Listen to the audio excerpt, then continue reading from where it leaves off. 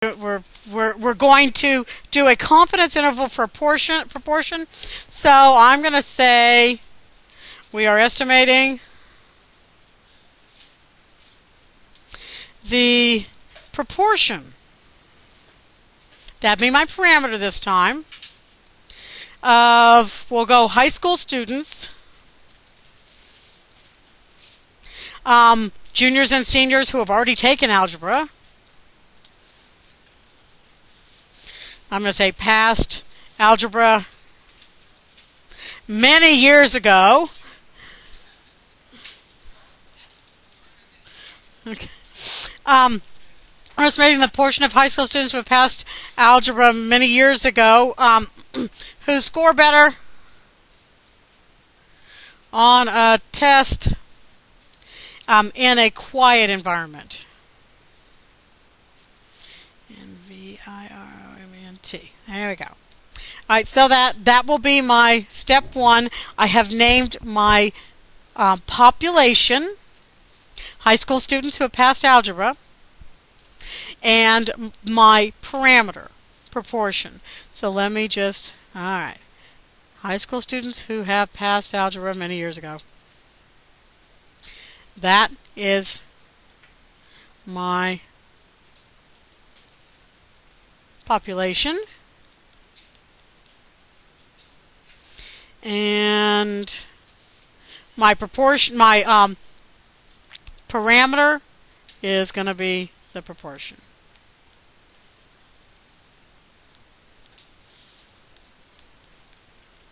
Okay. All right. So we have to pass conditions again. Oh, the yellow says population. I was trying to get the highlighter to go with that. Sorry. That's, okay. I was trying to be cutesy and make the yellow highlight to... Oh, God. You don't like the cutesy, do you? Yeah. That's what I'm going to have to do. There's my population. And can you read the blue? It says parameter.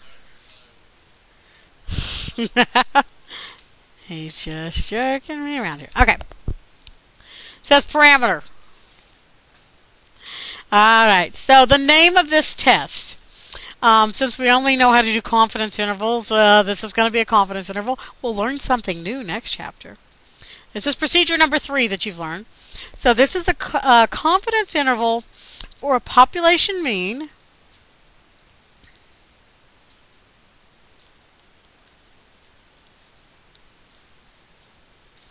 and this is a single sample, but we'll get into that when we're doing more than one sample. But we'll say single sample, and we're going to use the normal distribution. Thank you, sir.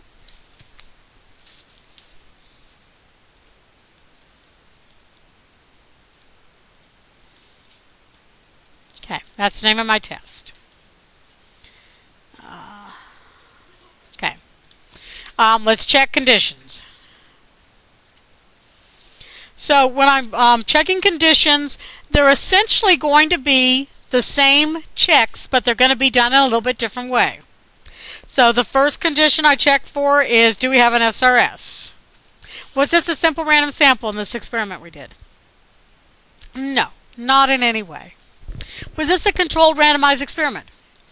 Sure. So it was controlled and randomized, I think.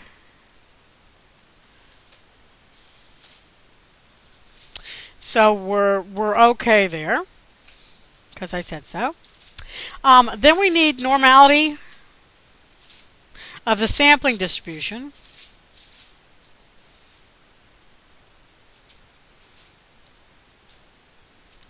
And to check for normality of sampling distribution, we're not going to see if the population distribution is approximately normal because we're talking about categorical variables here. We're talking about a variable that it's either you did better or you didn't. Yes or no, you did better. And so that population distribution would look, like the, let me get a pen here. I can't get a pen. Yeah. All right. Here you go. Would be like, would be bar chart look like that. That'd be my population. Of yes, we did better, and no. So that's, I'm not going to look to that for normality. So what I look for instead, you remember how we decided if sampling distributions for proportions were going to be approximately normally distributed?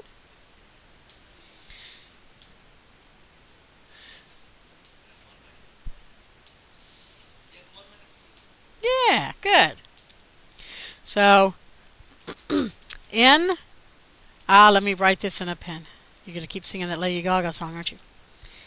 N times P, and N times 1 minus P. We want both of those greater than or equal to 10.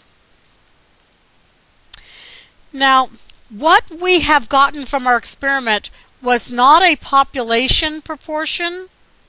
What we got from this experiment we carried out was a sample proportion. So sample proportions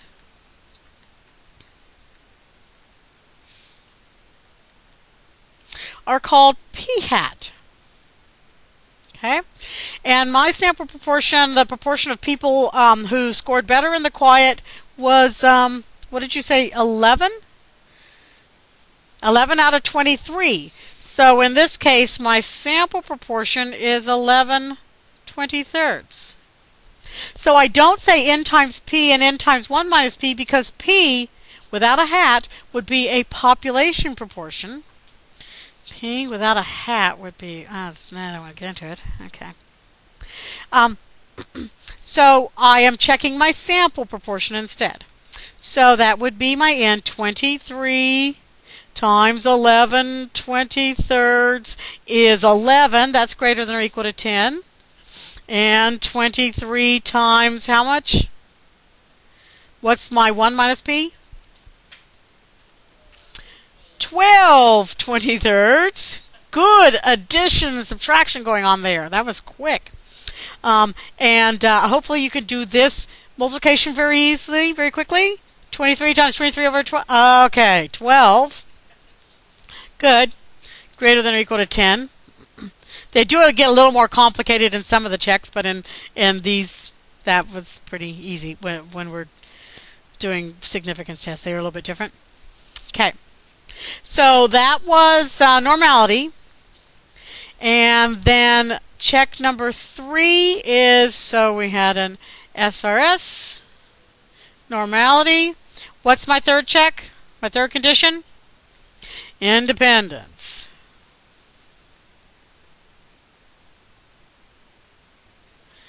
Independence with an A? Is that right? Oh, you can't tell if it's an E or an A. Okay, that's good. I don't know why. That's why I write like I do. That's why I don't type. I might have to spell it correctly. All right, our check for independence with proportions is almost always going to be that we're sampling from a large population. So my population needs to be greater than 10 times my sample size. We didn't really sample from a large population. We had volunteers, as you didn't even know you were, from a large population. But if my population is greater than 230 high school students, yeah, then we're fine. That's how we'll check independence. Yes, sir.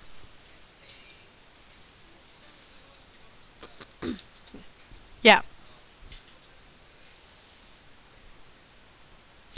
Yeah, you certainly would look at how the experiment was carried out and make sure that people weren't just copying each other's papers. That there's when you're dealing with volunteers, you kind of got to control those volunteers to make sure they're staying independent in your experiment. And so, there might be things that you want to look at in your environment, too, to make sure everybody's scores were independent. The problem with fifth period, we had already done our distracting one by the time they started ringing that bell, but